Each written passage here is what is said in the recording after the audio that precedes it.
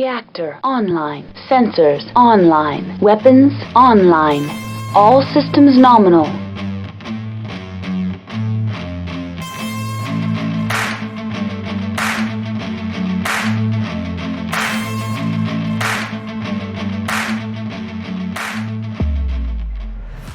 Hello everybody, Carrie here, and okay, so I'm going to start doing a segment every now and then, probably releasing it on Fridays.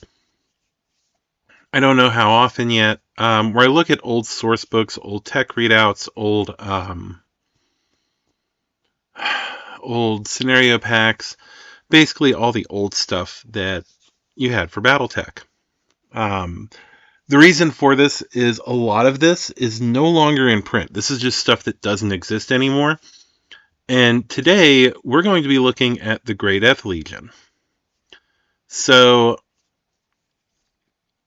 the Grey Death Legion, for those of you who don't know, is a mercenary unit established by Grayson Death Carlisle. That was his nickname, Death. Yeah. Anyway, Grayson Death Carlisle, who inherited a unit from his father and ended up having to fight against a Draconis Combine Duke to free it from a world, or free a world from him. And after he did that, he went on to fight in a bunch of different engagements. They discovered the Helm Memory Core, which allowed for just before the clan's beginning of the technology, the renaissance of technology in the inner sphere for military technology. And I'm assuming some civilian technology, but we never really hear about that. So this is that scenario pack. First of all, I want to say the art. The art is just like, it's so 80s and 90s. And I know this scan of it is really, this book was in pretty bad condition apparently. But yeah, just get a load of that art. I will say the artist did a pretty good job with perspective, especially with the focus, the way he did where the machine gun, which looks like, oh god, it looks like the British World War II machine gun with the side load magazine. But I'm getting away from myself. But he did a really good job with perspective, where the tip of the gun is actually fuzzy, but the character is in focus. But of course, like, that is so 80s and 90s. Then we get into the characters, which okay, we're not really getting into it. Apparently, this was sold used at one point for $2.98. But yeah, I mean, this art is just so yeah, so 80s. And of course, Saga of the Grey Death Legion. We get the authors and everybody involved. William Keith Jr., L. Ross Babcock III. There's names. Jordan Weissman did the interior design for it. So you have names that we know. And of course, this came out in, we have a copyright of 1986. And as you can see in the table of contents, it gives you a brief history of the unit. A little bit about Gray himself, or Grayson himself, Gray. I was going to call him Gray from this point. Regimental history, each of the lances and who's in them. And I'm assuming the equipment. We'll see in a minute. And then you get the scenarios. You have Alone on Trelawan, which I'm assuming is, I haven't looked. Maybe the battle where his father dies. Decision at Thunder Rift, where he fights against the Duke. The rest of them, I'm not too sure about. I have a feeling Blockade Runner and First Mission have to do with the, oh god, what am I thinking of here? Blockade Runner and the first mission probably have to do with the book after the first one. I think Nagumo's Trap does too. Then we have stuff that I'm just not familiar with except for Helm. This gets into more stuff as they went on. Of course, we have a Shadowhawk and Griffin here, which are straight out of the 3025 tech readout, and they've stuck Great Death Legion logos on the right legs. So if you're ever wondering where to stick the logo, apparently it's the right leg. So then we have the introduction, how to use scenarios. It explains the using of them, the victory conditions, all that good stuff. This is back when City Tech was a thing, because you can see it in bold up on the top right. So here we get into the history. You have Trelwan, where they were established. See, Vertandi was them hired by a rebellion. And then we have where they got into the Free Worlds League. How they got betrayed by them. Then how they fought House of Kurita. I think they were working for the Commonwealth again. And then we get into Grayson Carlisle. And as far as what he has done, he's a colonel. He's been awarded the Crimson Star with Cluster, the Order of Atreus, the Laren Harp, depending on how you pronounce it, the Vertandian Sunburst, and the Emerald Star, which we have no information about those. So we get all his information here. And then we get him looking like Crazy Eyes Man. I assume that's him. I mean, it's in his thing. Then we get the regimental history. So we get the formation of it. We get the mercenary stuff. We get the original logo, which is... I kind of like it over the more polished one, because this has that feel of somebody who's just starting out and they just drew a thing. So we get Colonel Carlisle. Oh, the look. I mean, so 80s. Now, what's interesting is we get his mechs and we get his skill levels. This does not cover when I believe he was in an Awesome later in his career, but at Trell and Vertandi, he was in a Shadowhawk 2H, and then after Vertandi, he was in a Marauder 3R. And it shows he started off with a 1... Oh, what the heck? Why does it go up? Oh, I see. They're using MechWarrior stats, it looks like. That, or they have this table backwards, because he's just getting worse as his career goes on. Yeah, that's a little weird. I would say this is all supposed to be inverted. So it's supposed to be a 5-4, 4-3, 3-2, and then a 2-1. But 2-1 should be down here. And yeah, so eventually he becomes like a super elite pilot, but at the start he's like pure... Yeah. Then we have... This should be Lori. Yep, Lori Kalmar. Who piloted a Locust and then piloted a Shadowhawk. Yeah, they were doing something funky with the gunnery skills here, because I have a feeling it's 6 minus that, which brings you to whatever the number, I don't know. But yeah, so we see here her progression, and like I said, just flip it over, because yeah. So basically she ended up taking over Carlisle's Shadowhawk, but it shows, like right here, the left arm armor should be at 12 points, or the left torso should be at 10. So like all their 3R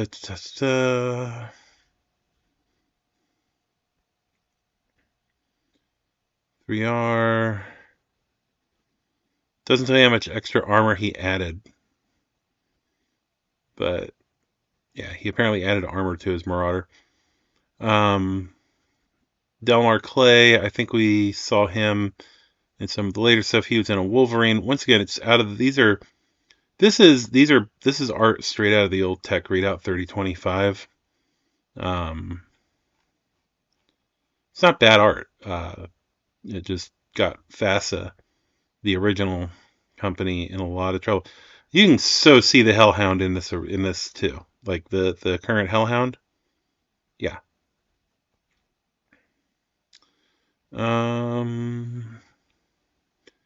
Then we have Davis McCall, who I kind of wish they would do a Great Death Legion box. I mean, I know they did his Rifleman, or his Marauder, but they could do one with his Shadowhawk, I guess. So you have Davis McCall, and he had a Rifleman. You have a Warhammer piloted by Hassan Ali Khaled. I think I'm pronouncing that properly. I hope so. But like here, it talks about how the running speed on his Warhammer is 5, and the left leg armor is 12. So yeah, these source books were really interesting, or these scenario packs. Asiro Koga was it Koga? Yep, Koga in his Archer. Yep, Charles Bear in his Crusader. Yeah, like I would like to see like a Lance with his Shadowhawk, her Locust, Delmar's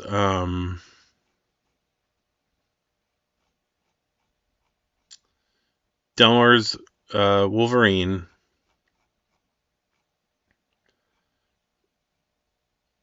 and because Charles Bear ended up becoming later on a member of the command staff, so his Crusader would be awesome to have too.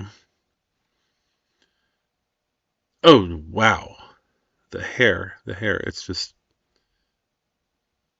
yeah, it's a lot of product. And I love the t-shirt, just kind of like I don't know what kind of shirt that is, but oh no, that's her collar. But oh, okay, yeah, that's her collarbone. Oh my goodness, she has like parallel to the ground collarbones. I don't think humans have that. No, mine go up. Yeah, that's a little interesting. We never hear of this person, like, ever that I remember. Cristobal de Villar. He might have been somebody that was in some of the books. He's in a Griffin. This is like the Maybelline commercial look. A Phoenix Hawk for Tracy Maxwell Kent. Once again, somebody I never heard of. And I've read all the books. It's been a long time.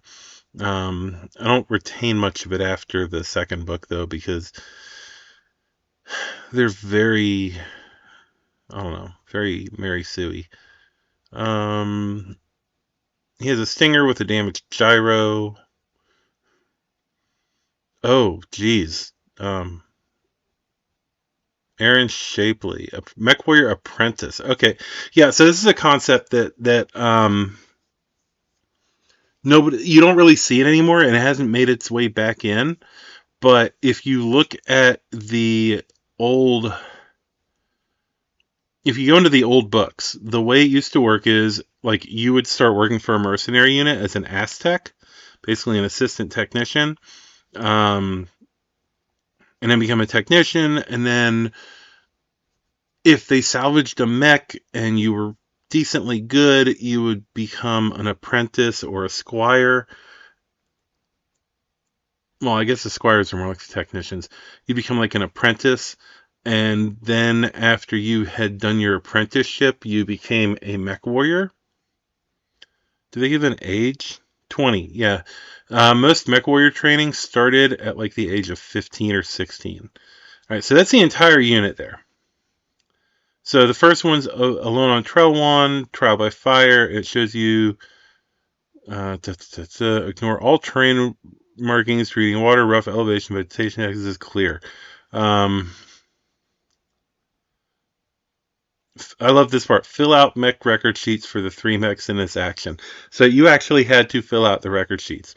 And this one had Shadowhawk with Gray Carlisle.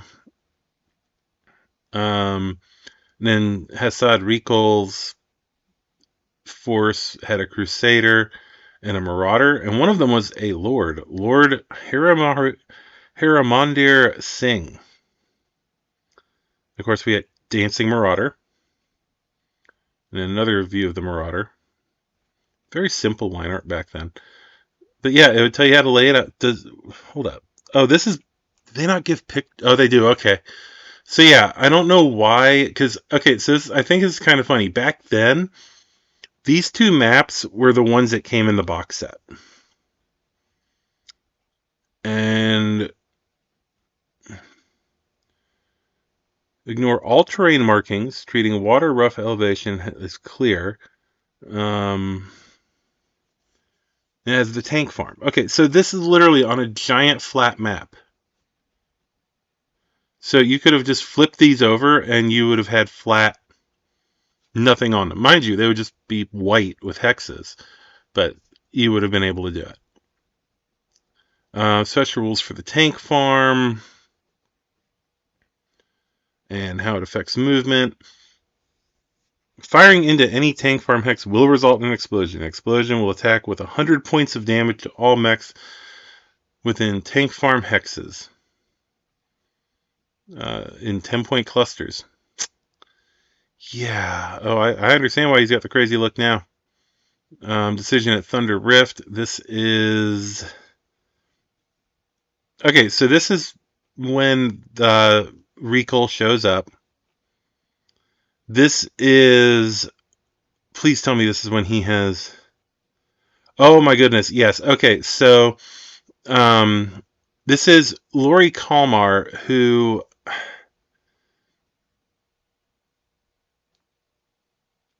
Like...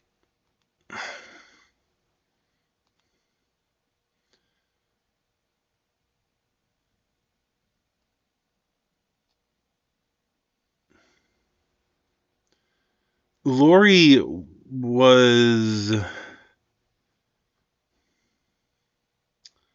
I want to say she was militia.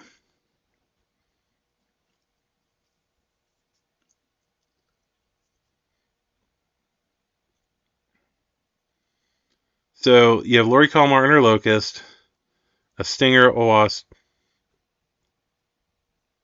and these vehicles, 2 HBTs, 5 HBWCs, and 6 Hover Scouts described below. Then you have the Attacker. Okay, so mind you, this is the scenario you're playing. You're playing with 3 mechs, all lights, and a bunch of technicals. Or you're using 1, 2, 3, 4, 5 mediums, 1 light, and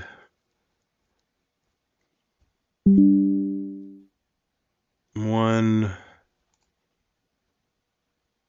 Is that 2 heavies? Yeah.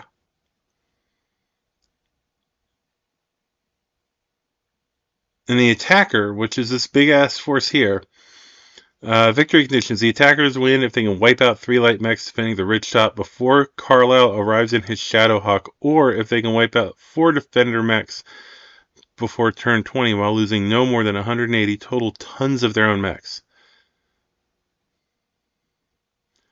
The defender wins literally by just not dying, and the Shadowhawk has to live. So, then it talks about heat.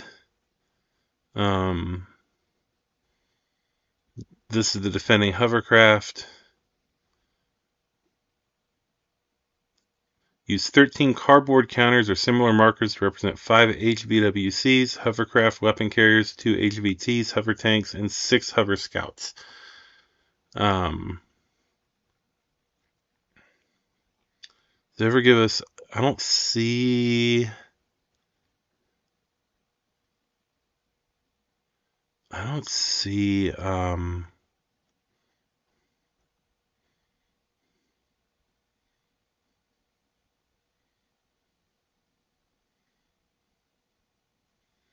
No, here we go. HVWCs and HVTs have, well, I'll just say technicals from now on. 6 MP per turn. Scouts have 12.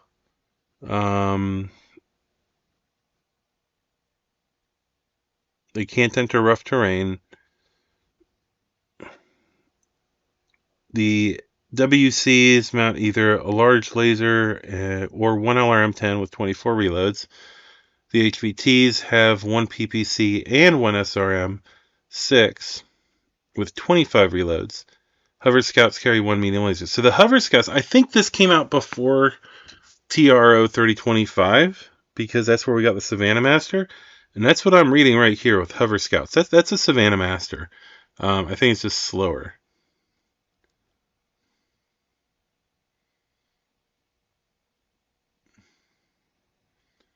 Yeah, it's a slower Savannah Master. HVTs are rendered immobile by one hit from any battle mech weapon except machine guns, but including a kick or punch. But can keep firing. A second hit destroys them. Yeah, playing the defender on this would have just been like terrifying. You have Blockade Runner. This is where they meet up at Vertandi with the defenders. I think it's aerospace. Yeah, it's aerospace scenario. And you have the first mission. This is where they fight against the Kurita Recon Lance of 2 Phoenix Hawks, a Wasp, and a Stinger. And it's a Shadow Hawk, a Locust, and 2 Stingers. And ground or hovercraft armor totaling no more than 80 tons. These special rules. Yeah, they... Now, of course, I'm sure you got all sorts of stuff. You got man-portable SRMs before it was really a thing. Yeah, I mean, the older scenario packs, and of course this is played on 2 maps long ways, and of course it's the same map. These are the box set maps again. I want to say all of the maps in this, the City Tech map and the 2 box sets. Yeah, this was literally, there was nothing else out in the game to represent all of this stuff. I mean, we do get some epic art, at least for when it was made. Like this is beautiful art. They did sort of just like cut and paste the TRO Warhammer in there and shaded it, but I mean, this should give you an idea of what cities in the future looked like, at least what they conceptualized them to look like back when this was made. Now this, it's even still got the markings for Macross. I think it's Macross. And the missile bay that does not exist on a Warhammer. Yeah. Yeah, that was literally just art pulled from the source. Beautiful shot of a Merrick Phoenix Hawk getting its pilot turned into goo.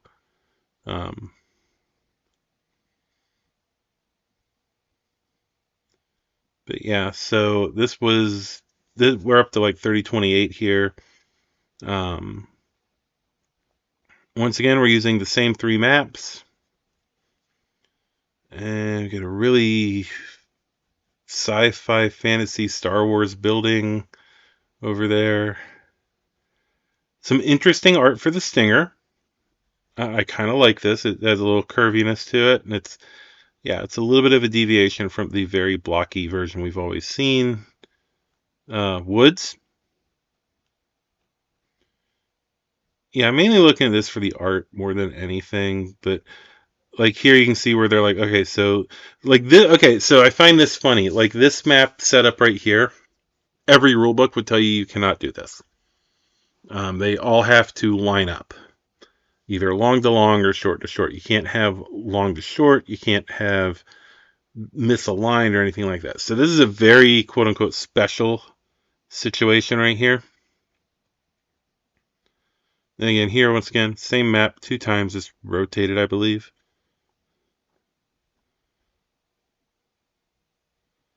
Here's a Marauder leg.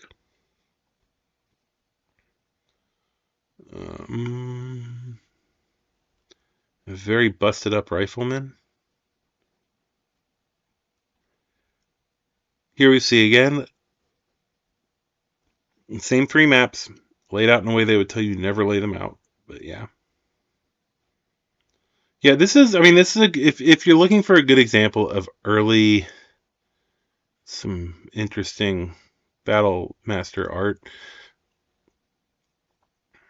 If you're looking for interesting, something very interesting from then, it's, this is one of the earliest source or scenario packs, I believe, because it only has these 2 maps. Now, what's interesting is page 50, you're at 3045, and wow. I didn't need to see that.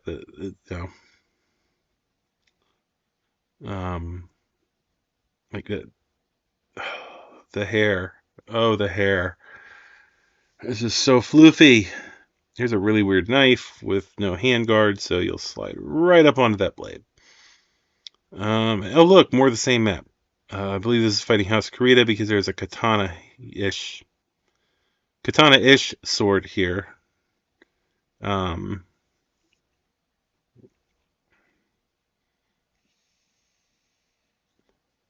There's an archer. There's ninja. Okay, more of that futuristic 80s building look. And I'm guessing this is the view from inside somebody's. Oh, that's a ship ahead of them. I don't know what that's a view of. Oh, no, that's the city. It's this city skyline. So it's somebody driving a mech towards it. We can't tell who. There's this, which has the actual little city. And they would have had to use City Tech. So, and of course, here you have like the spot for, Decision at Thunder Rift. I want to say this is the cover of the one I have. Look at the price, $3.95. Like, yeah. And then here we get okay, so this was something that was interesting on the back of all of the original scenario packs. You would have this. You'd have this little, like, it would show the command lance and who had what. The fire lance and the recon lance, because it was mercenary companies. It wasn't battalions. It wasn't regiments, even though they talk about it here. But like, companies were a big thing back in the day. So you'd have all these different mercenary companies, and they would have on the backs, you can see what the paint scheme looks like, and it's supposed to be like a gray camo. And yeah, so anyway, that's been the Great Death Legion, the scenario pack. I hope you all enjoyed the video. If you did, please hit that like button. If you want to see more of what I do when it comes out, please subscribe. And of course, also, if you're looking for old BattleTech stuff, check out our sponsor, Fortress Miniatures and Games, at fortressminiaturesandgames.com. Bobby there is an awesome guy, and they have a used or pre-owned section. Mind you, this would be something that's quite rare to see pop up there, but they have tons of stuff that pops up all the time. So make sure to take a look. And also, if you want to support the podcast and YouTube channel in another way, you can go to patreon.com/unicorn company. And we have various tiers, which not only, not only are there goodies that you can get, but also you get early access to any of the videos coming out. So that is everything for tonight. I hope y'all have a great day, great evening, great whatever it is where you are. This is Carrie signing off.